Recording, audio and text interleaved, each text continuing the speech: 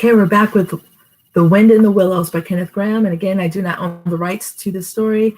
I was reading it for your pleasure and for my children's sake, so that way they can have a little bit of their mom after I'm gone. And we are going with chapter 4. We left off with Mr. Badger, and we're starting chapter 4, Badger's Home.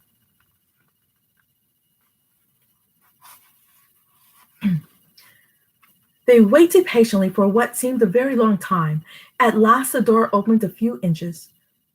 "Who is it this time?" asked a gruff voice. "Oh, Badger," cried the rat. "It's me, Rat, and my friend Mo. We've lost our way into the snow." "Lost in the snow?" exclaimed the Badger in a quite different voice. "And in the wildwood, too?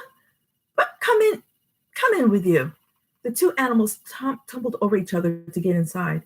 The Badger, who wore a long bathrobe, carried a flat candlestick, in his paw. He looked kindly down on them and patted both their heads.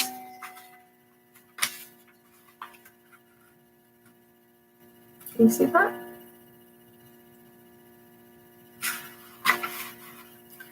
And said, "This is not the sort of night for small animals to be out." He shuffled on in front of them, carrying the light. At once they found themselves in all the glow and warmth of a large fire-lit kitchen. It was a cheerful room, just right for friendly chats. The kindly Badger removed their wet coats and boots and thrust them down on the bench to toast themselves at the fire. Then he fetched them bathrobes and slippers, and he himself cleaned and bandaged the mole's shin till the whole thing was just as good as new, if not better. Excuse me. When at last they were nicely warmed, the Badger summoned them to the table where he had been busy preparing a meal.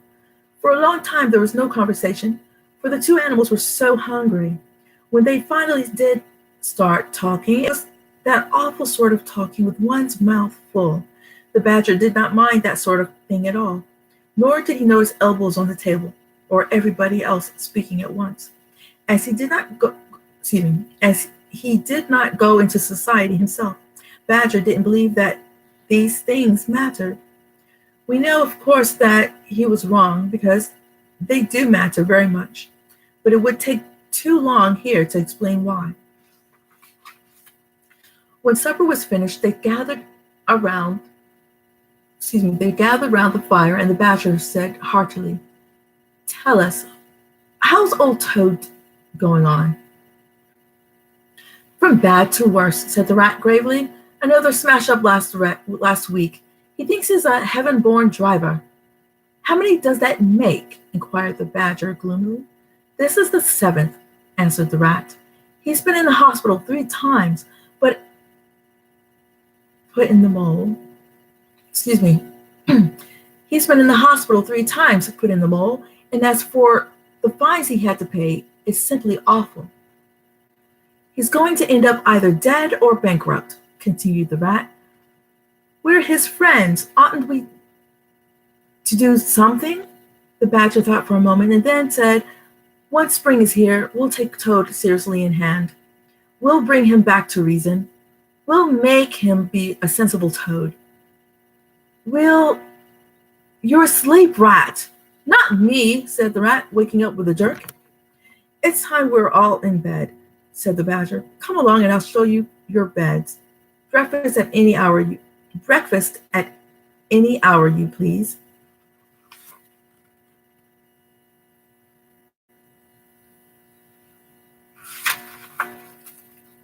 Ooh, they can have breakfast anytime.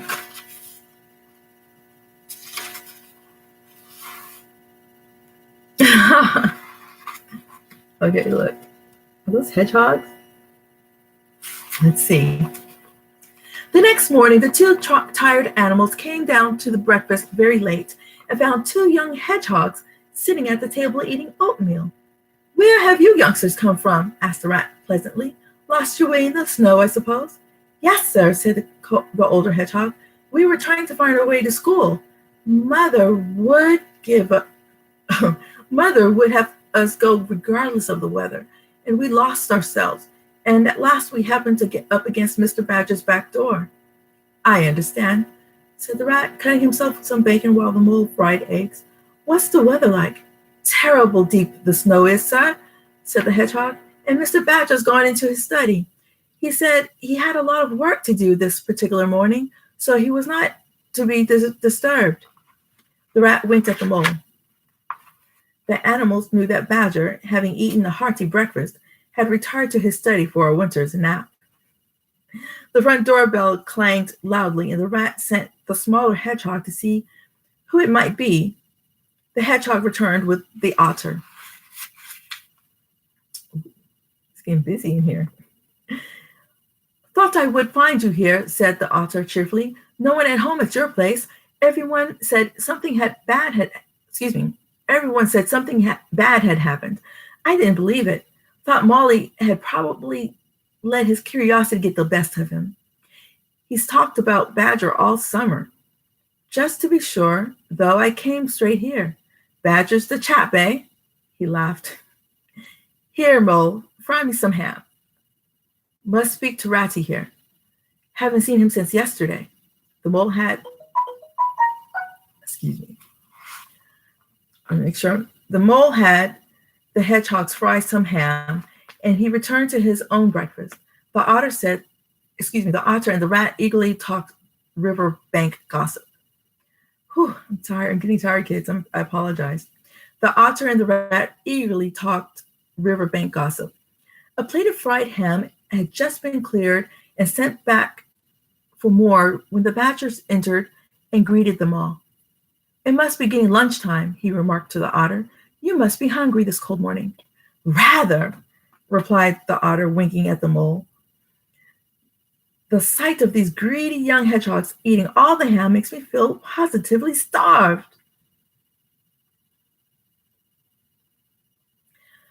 The hedgehogs, who were beginning to feel hungry again after working so hard at their frying, looked timidly up at Mr. Badger, but were too shy to correct the otter's fib.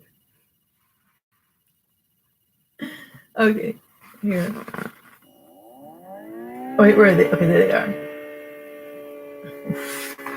They're making me hungry. How about you? You two youngsters be off to your mother, said the badger kindly. You won't want any lunch today. I'll say, goodness, what you must have already eaten. After the hedgehogs had left, they all sat down to lunch together. The mole found himself placed next to Mr. Badger. He told him how comfortable and homelike Badger's place felt to him.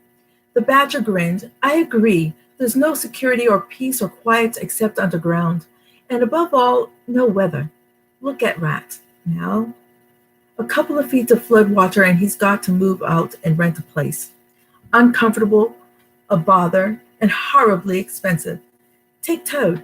I say nothing against Toad Hall, quite the best house in these parts, as a house. But supposing a fire breaks out, where's Toad? Supposing roof tiles are blown off, or walls sink or crack, or windows get broken, where's Toad? Supposing the rooms are drafty. I hate a draft myself. Where's Toad? Underground? That's my idea of home. The mole nodded enthusiastically, and then the badger felt friendly toward him. When lunch is over, he said, I'll take you round this little place of mine. I can see you'll appreciate it.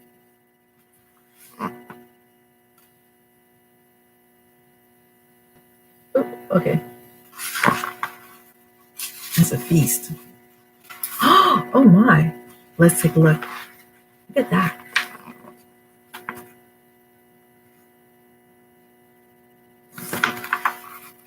After lunch, the badger did just that. The mole was amazed at all the passageways and huge rooms with pillars and archways. It used to be a part of a city made by people long ago, explained the badger. They thought it would last forever, but now it is part of the wildwood. The people are gone and the animals are here, both good and bad. It takes all sorts to make a world. I've met some, said the mole with a shiver. Well, well, said the badger, we must live and let live. I'll pass the word that you're my friend. You'll have no more trouble in the wildwood. After Mole had finished with his tour and returned to the kitchen, the rat said, Come along, Mole. We don't want to spend another night in the wildwood. You really needn't fret, Ratty, stated the badger calmly. When you really have to go, you shall leave by one of my shortcuts. The rat was still anxious to be off and attend to his river, so the badger led the way along a damp tunnel that seemed to go on for miles. At last, daylight began to show itself through a vine-covered hole. The badger wished them well and waved goodbye.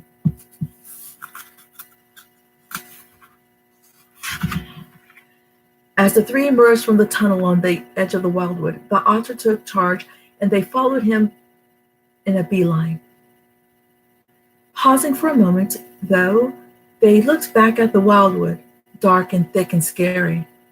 Then they happily turned and made swiftly for home. They traveled quietly, each thinking his own private thoughts. Mole saw his life clearly. He was an animal of field and hedgerow. He knew he belonged with pleasant pastures and quiet country lanes and well-tended garden plots. Others could have the harshness of the wildwood, the hard life, roughing it with nature. He had dared to venture forth, and he had found his place. He hurried on, content and at peace. Chapter 5. Home Sweet Home.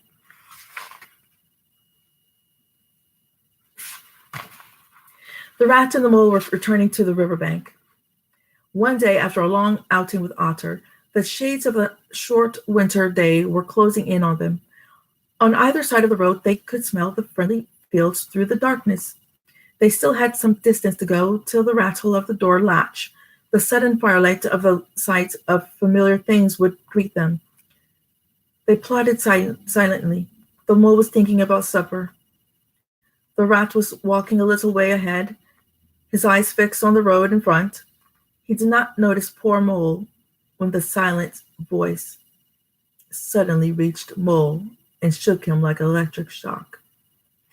It shook him like an electric shock.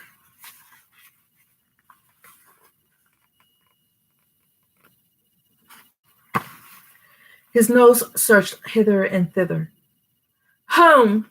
He smelled it.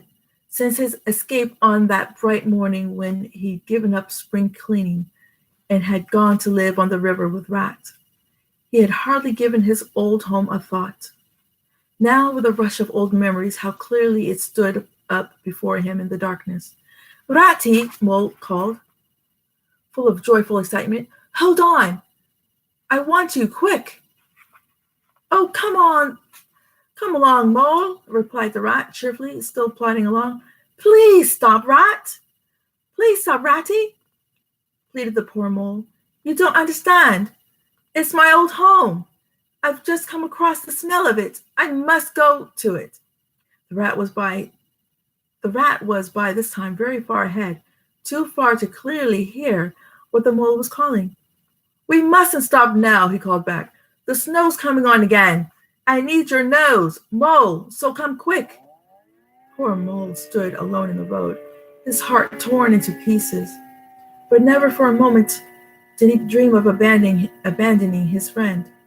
With an effort, he caught up to the rat, who began chattering cheerfully, never noticing the mole's silence. At last, however, the rat stopped and said kindly, Mole, you seem dead tired. No talk left in you, and your feet dragging like lead. We'll sit down here for a minute and rest. The snow has held off so far. The mole dropped hopelessly on a tree stump and tried to control himself, fighting off a sob. But poor Mole finally gave up the struggle and cried. The rat did not dare to speak for a while.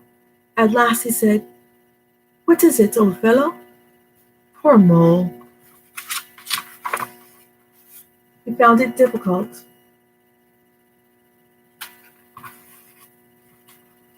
to get any words out. I know it's a dingy little place, not like your cozy home, or Toad's beautiful hall, or Badger's great house, but it was my own little home, and I went away and forgot about it. And then I smelt it, and you wouldn't listen, and the rat sat and stared straight ahead, saying nothing. After Mole's sobbing grew quieter, the rat rose from his seat and set off up the road, excuse me. Wherever are you going? Cried the tearful Mole. You're going the wrong way. Follow me. Think of Riverbank. Think of Riverbank and your supper. Hang Riverbank. And supper too, said the rat heartily. Let's find your home. They moved on in silence till suddenly Mole stood still for a moment and then began to run. The rat, much excited, kept close to his heels. The Mole scrambled through a hedge and with no warning dived into a tunnel.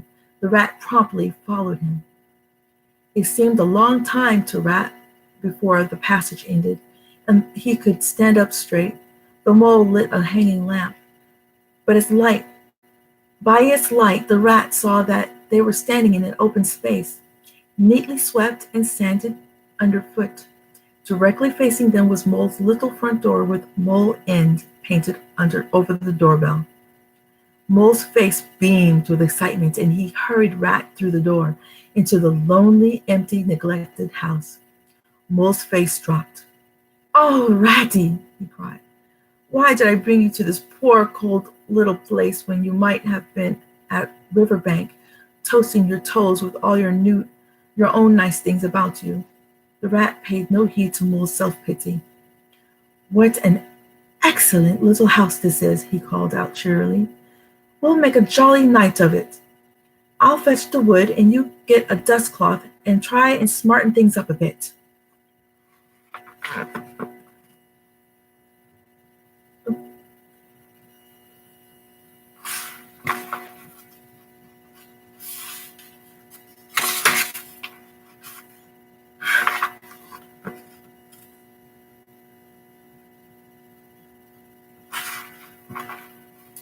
Mole dusted while the rat, running to and fro, soon had a blaze roaring up the chimney. Mole promptly had another fit of the blues. Rat, he moaned, how about your supper? I've nothing to give you, not a crumb. I saw a sardine tin opener, said the rat. Everybody knows that means there are sardines about somewhere. Soon Rat had found a tin of sardines and a box of crackers. There's a banquet for you, observed the rat. Before the rat could open the sardines, they heard sounds coming from the courtyard outside. What's up? Inquired the rat. I think it must be the field mice, replied the Mole with a touch of pride. They go round carol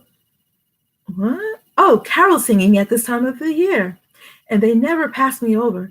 I used to give them hot drinks and supper too sometimes when I could afford it. Let's have a look at them, cried the rat. It was a pretty sight and a festive one that met their eyes. In the courtyard, lit by the dim rays of a lantern, 8 little field mice stood in a semicircle with red woolen scarves round their throats, their forepaws thrust deep into their pockets, their feet jigging for warmth.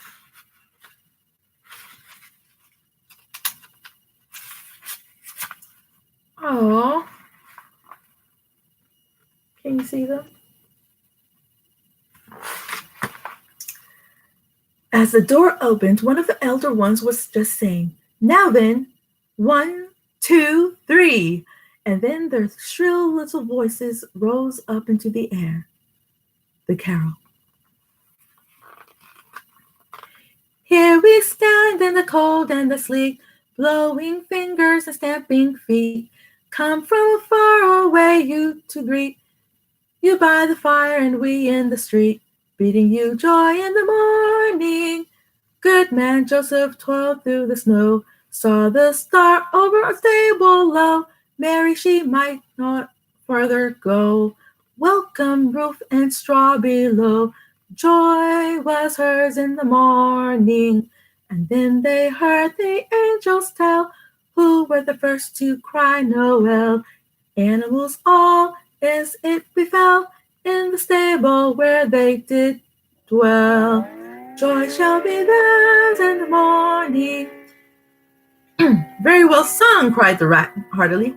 And now come all along in, all of you, and have something hot.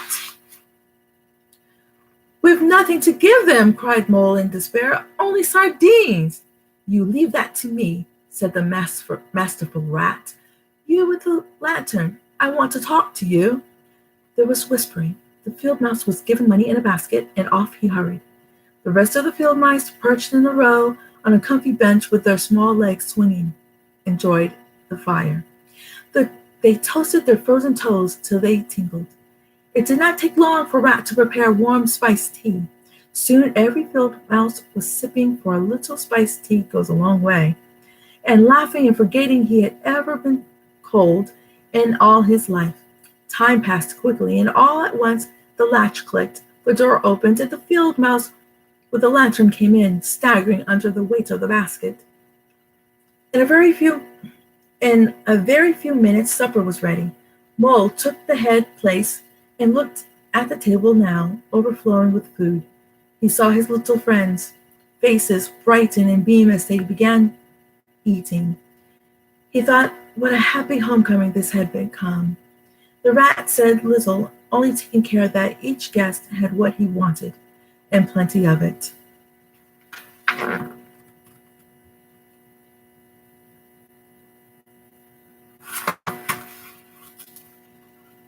Oh, Preston's grape jelly. Oh, and they had cheese and sardines and crackers. Oh my. That night, the weary mole was glad to turn in, but before he closed his eyes, he let them wander around his old room. He saw how plain and simple it all was, but also how much it all meant. He did not want to abandon the new life. The upper world was all too strong. It called to him, but it was good to think but it was good to think he had this to come back to, this place that was all his own, these things that could always be counted upon for the same simple welcome. The river was his adventure. This was his home. Did you get that? I'm going to go back to it. The river was his adventure. This was his home. Chapter 6. Mr. Toad.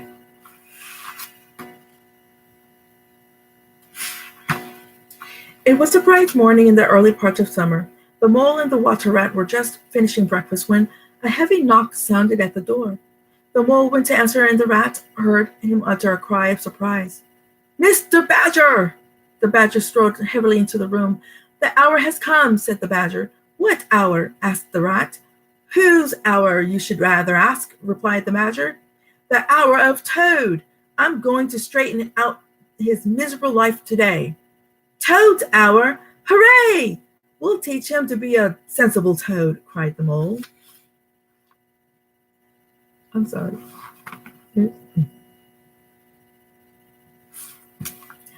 A new motor car is being delivered today, continued the badger. At this moment, Toad is busy dressing himself in that awful driving outfit. He must be taken off the road. They set off immediately and reached Toad Hall to find, as the badger had said, a shining new motor car in front of the house. The door of the house flung open. Toad, dressed in goggles, cap, boots, and a large overcoat, came swaggering down the steps. He was pulling on his long driving gloves. Hello! Toad cried cheerfully. You're just in time to come for a jolly, to come for Toad noticed the stern looks at his silent friends. Badger walked up the steps. Take him inside, he said to his companions.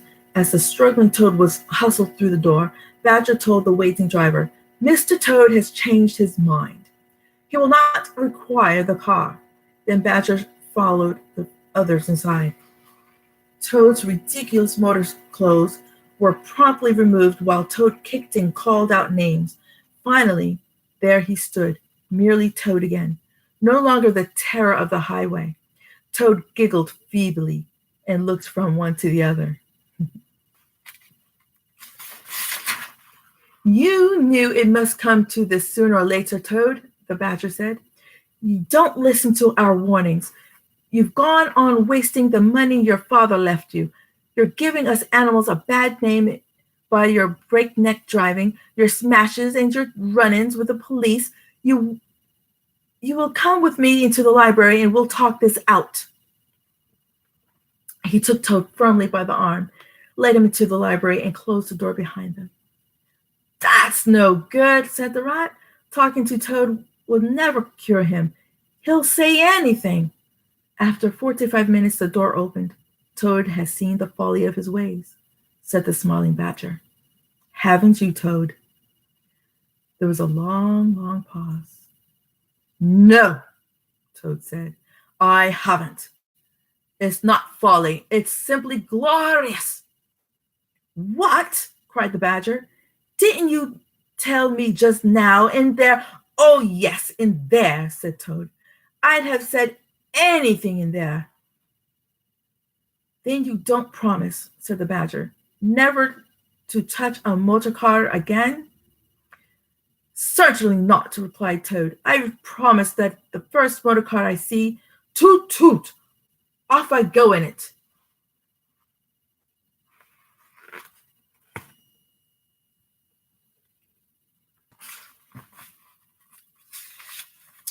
Then we'll try force, said the badger.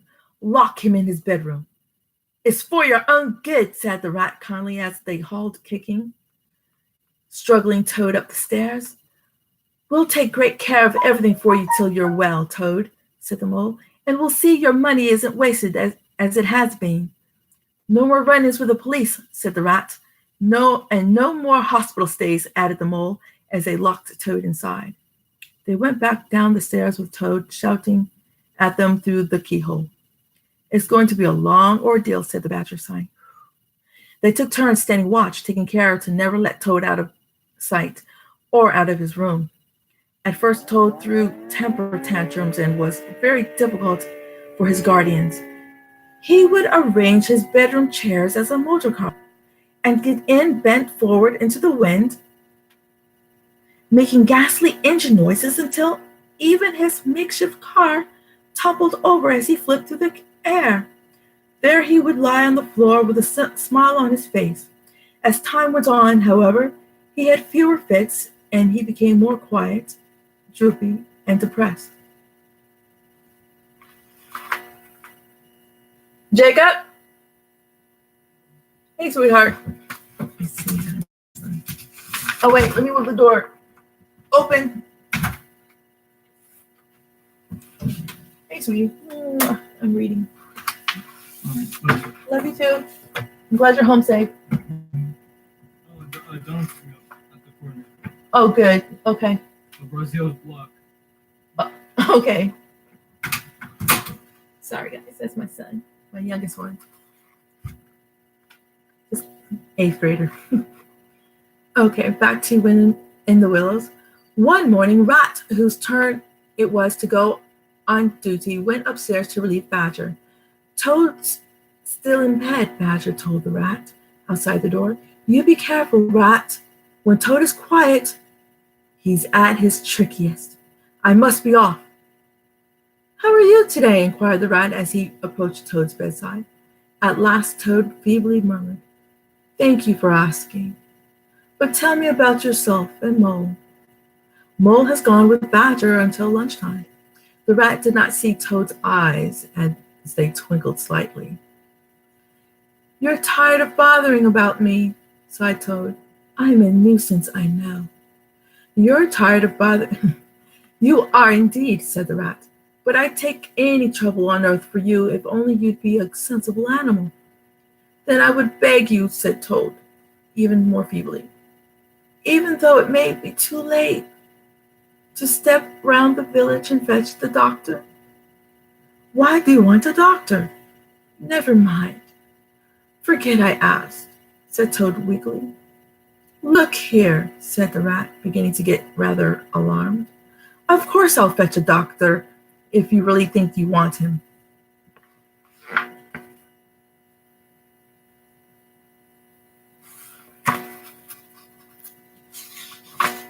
Wait, is that a toy car?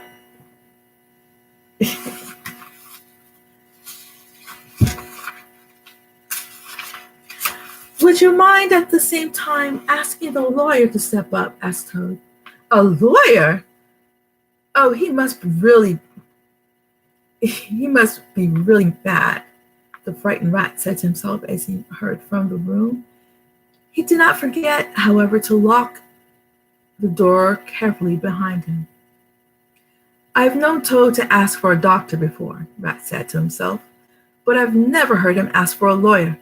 I wish Badger and Mole were here. Oh, it's best to be on the safe side, so he ran off to the village. Toad watched Rat disappear down the drive, then laughing heartily, he dressed and filled his pockets with cash from the dresser. Next, he knotted the sheets from his bed together into a rope and scrambled out the bedroom window. At first, Toad took back roads, crossed many fields, and changed his course several times in case he was followed. But now, feeling safe with the sun smiling brightly on him, he danced along the road in his satisfaction and conceit. Smart piece of work, chuckled Toad. He held his head in the air, full of self-praise, till he reached a little town where he saw a sign, the Red Lion Inn. How many of you have tried to get away from your parents when you shouldn't be leaving?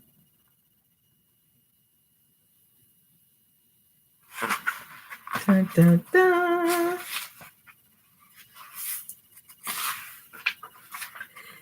This reminded him he had not eaten that day. He marched into the inn and ordered lunch. He was about halfway through his meal when a familiar sound coming down the street made him tremble. The toot-toot drew nearer, and Toad heard the car turn into the inn yard. Then the passengers, chatting and giggling about their drive, entered the room. Toad listened until he could stand it no longer. He paid and slipped out to the inn yard. There cannot be any harm, he said to himself, in my only just looking at it. And there the car stood in the middle of the yard, quite unattended. I wonder, he said to himself, if this sort of car starts easily. As if in a dream, Toad found himself somehow seated in the driver's seat. As if in a dream, he pulled the starting lever and swung the car out into the roadway. He increased his speed. As the car devoured the streets and leaped down the high road through the open country, he was only aware that he was Toad once more. Toad at his best and highest. Toad the terrorer, the traffic stopper, the lord of the lone trail before whom all must give way or be knocked into everlasting night. It didn't occur to him that he'd just stolen a car.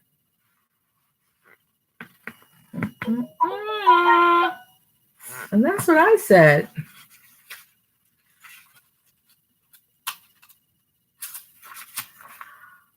Oh my. Do I dare show this to you? Oh my. Take heart. Oh, there we go.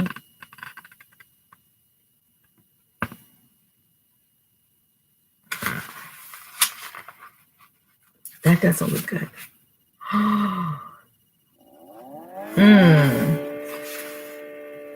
Well.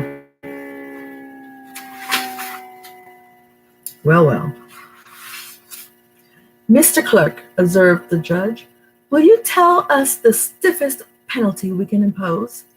The clerk scratched his nose with his pen and looked at Toad. I'd say 12 months for the theft, 3 years for the furious driving, and 15 years for being rude to the police.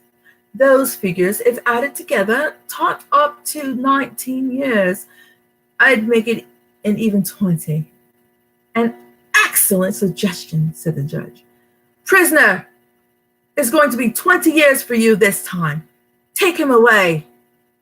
Then the brutal assistance of the law fell upon the unlucky Toad. They loaded him with chains and dragged him from the courthouse, shrieking, praying, and protesting across the marketplace and into the deepest, darkest dungeon of the best guarded jail of the strongest castle in all the length and breadth of the merry England. Excuse me.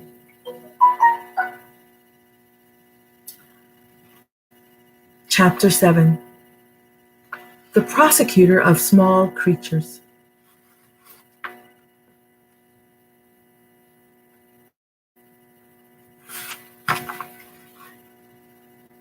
It was after 10 o'clock at night, and Mole lay stretched on the riverbank, still panting from the heart of the day. He heard the rat's light footfall, and sure enough, Rat plopped down next to him. "You stayed late at Otter's," said Mole. "I'm afraid the otters are in trouble," said the rat. "Little Portly is missing again." "He's always straying off," said the Mole lightly, "but no harm happens. We found him ourselves miles from home." "This time it's more serious," said the rat. "He's been missing for some days now. The otters have hunted everywhere. They've asked every animal, too, for miles around. Otter's more worried than he'll admit. He is going to spend the night watching by the shallow area where he gave Portly his first swimming lesson. It was there he used to teach him fishing, and there young Portly caught his first fish. The child loved the spot, and Otter thinks that if he wanders back from wherever he is, that he might stop there and play, perhaps. So Otter goes there every night and watches." "Rat," said the Mole, "if this is serious, I simply can't go and turn in and go to sleep and do nothing, even though there doesn't seem to be anything to be done. We'll get the boat out and paddle upstream. The moon will be up soon. We'll take a look around." "Just what I was thinking myself," said the rat. "Daybreak is not far off, and we may pick up some news from early risers as we go along." They got the boat out and worked their way up the stream. All night they searched. The dark was filled with small noises, songs, and chattering. They explored hedges and ditches and tunnels. The moon, serene and alone in a cloudless sky, did what she could till her hour came and she sank toward the earth and left them.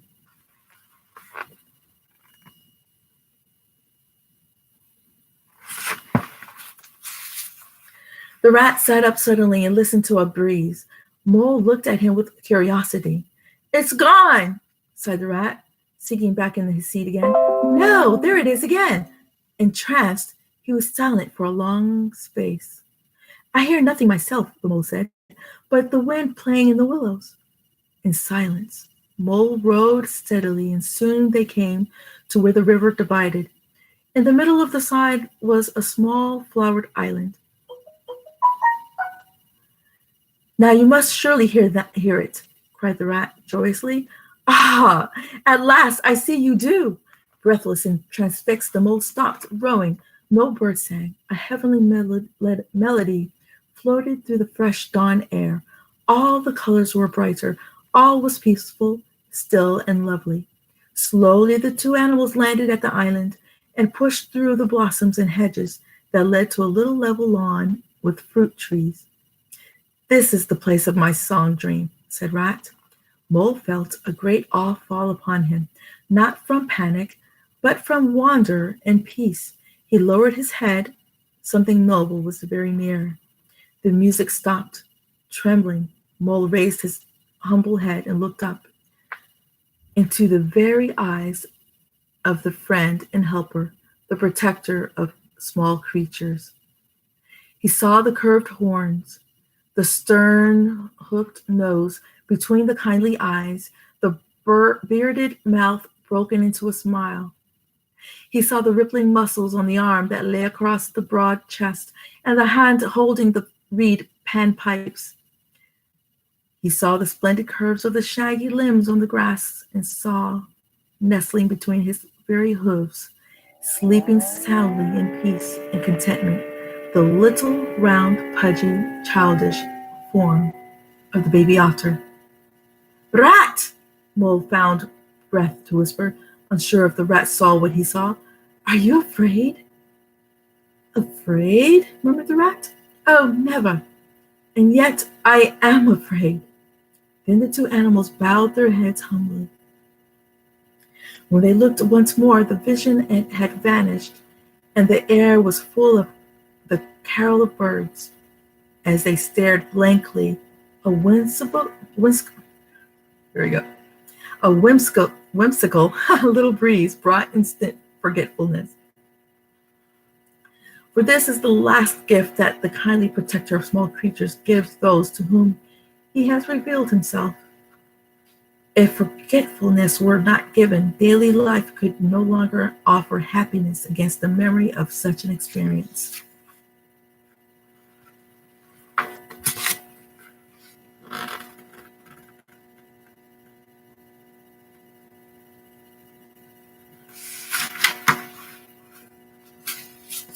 Mole rubbed his eyes and stared at the rat, who was looking about him in a puzzled sort of way. "What did you say, Rat?" he asked.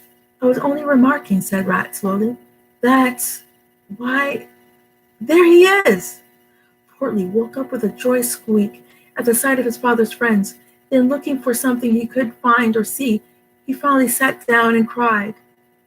The mole ran quickly to comfort the little animal, but Rat looked long and doubtfully at certain hoof marks deep in the soft grass. "Some great animal has been here," he murmured slowly and thoughtfully. "Come along, Rat," called the mole. "Think of poor Otter waiting up there by the shallow area."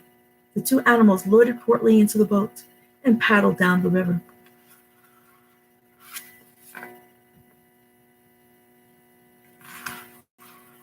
As they drew near the shallow area, the mole lifted Portly out. They watched the little animal as he waddled along the path happily.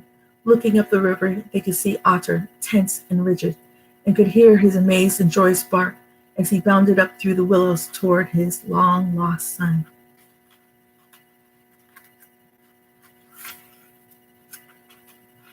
Oh, there's the Otter and Portly.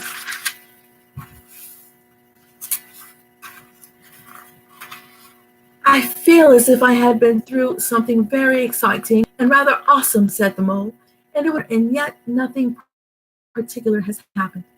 "Isn't it jolly to feel the sun again soaking into one's bones?" sighed the rat, and closing his eyes and listen to the wind playing in the reeds.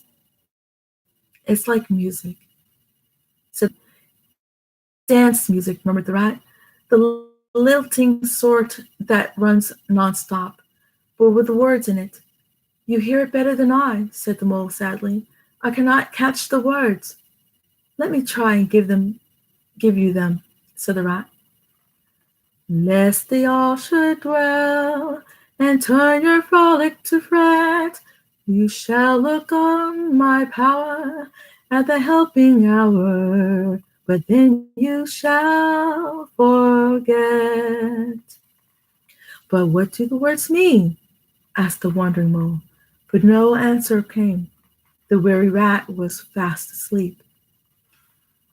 Chapter 8. Toad's Adventures. When Toad found himself in prison, he flung himself on the floor and shed bitter tears. "This is the end," he howled. "Oh, unhappy and forsaken Toad!" With cries such as these, he passed his days and nights for several weeks, refusing even food and drink. Now the jailer had a daughter who helped her father in the lighter duties of his job. She was quite fond of animals and said to her father one day, "Father, I can't bear to see the poor beast so unhappy and getting so thin. Let me take care of him. You know how I like animals. I'll make him eat from my hand, sit up, and do all sorts of things."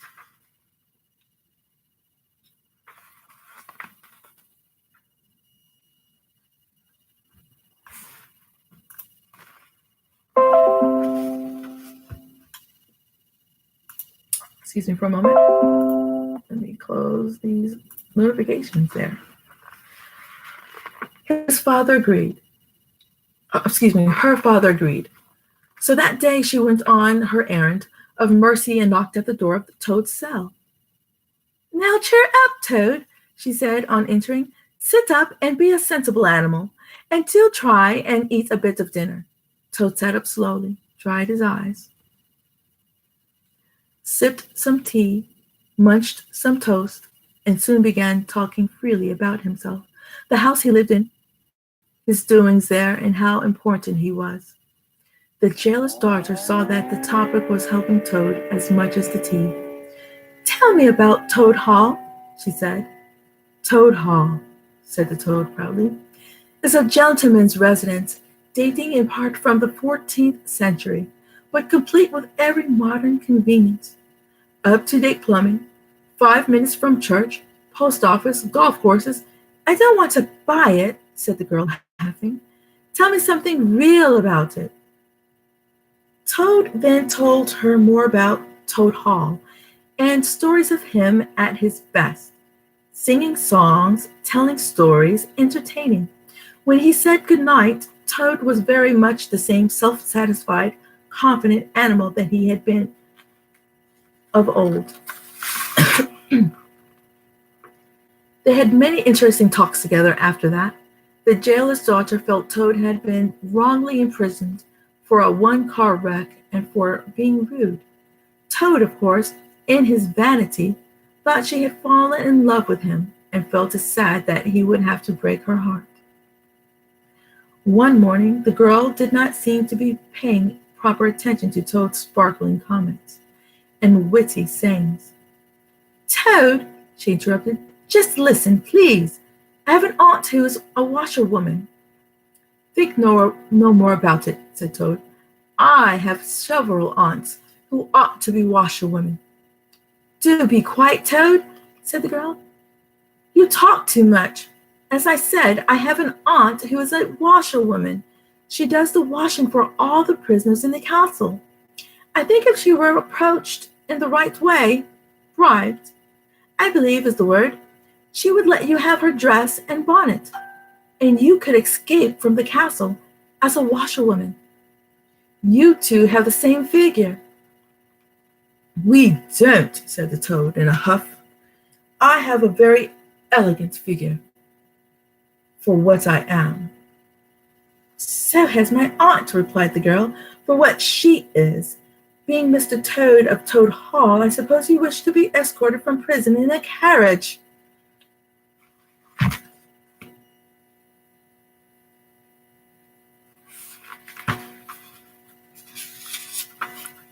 Toad knew she was right.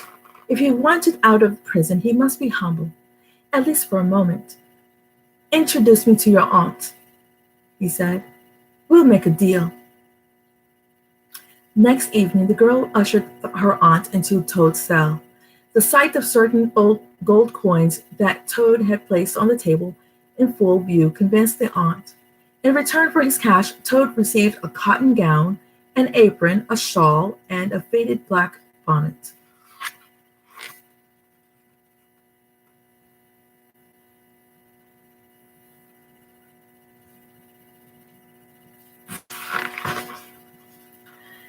You're the very image of her, the jailer's daughter giggled. Now goodbye, dear Toad, and good luck. With a quacking heart but firm footsteps, Toad set forth cautiously on what seemed to be a most harebrained and dangerous task, but he was soon surprised at how easily he passed for the washerwoman. Prison guards let him pass through every gate and door he came to. They also called out silly remarks and flirted with the washerwoman. Toad managed to hold his tongue, but he was quite offended indeed.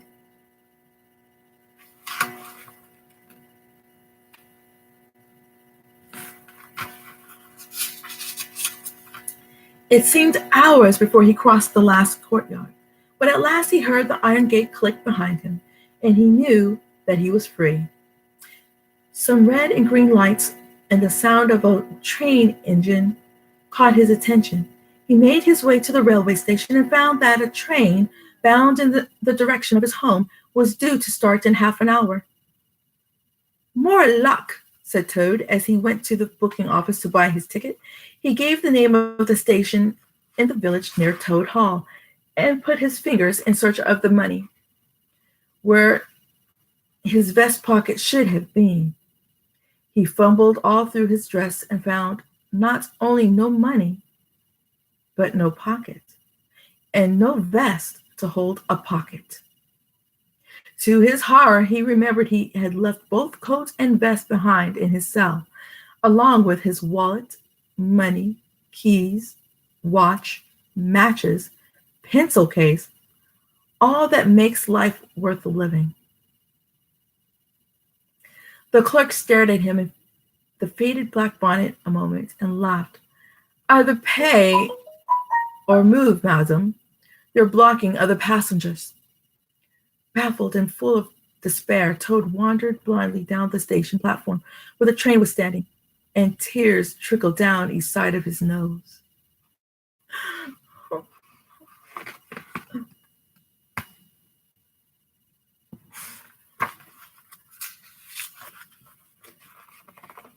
Hello, little mother, said the engine driver. What's the trouble? I am a poor washerwoman, said Toad, crying. I've lost all my money, and I must get home tonight somehow. Got some kids, too, waiting for you? Asked the engine driver. And they'll be hungry, sobbed Toad, and playing with matches. If you'll wash a few shirts up for me when you get home, said the good engine driver, I'll give you a ride. It's against rules, but no one will know. Toad scrambled up into the cab, agreeing to something he had no intention of doing.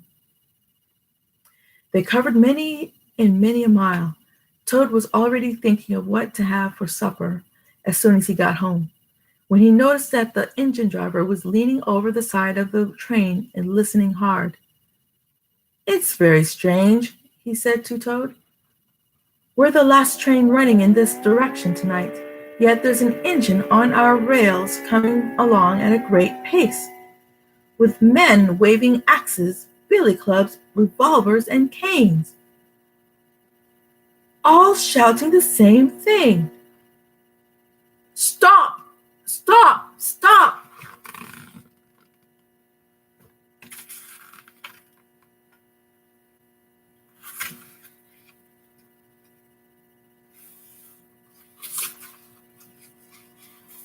Oh my.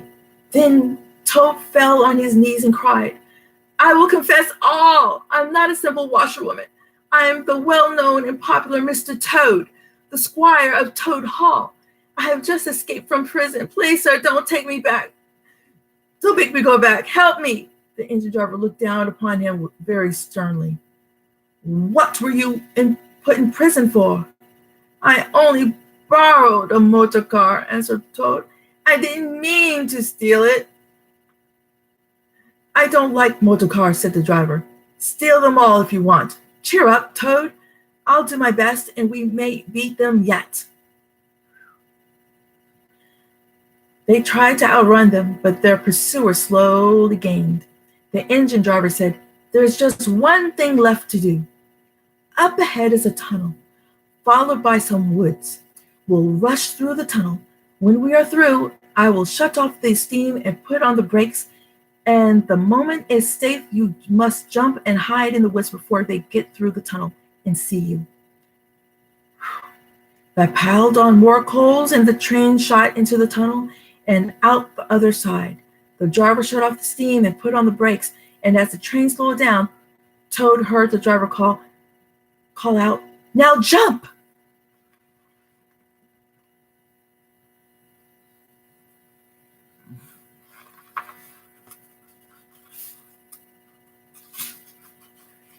Toad jumped, rolled down a short hill, picked himself up, unhurt, and scrambled into the safety of the woods.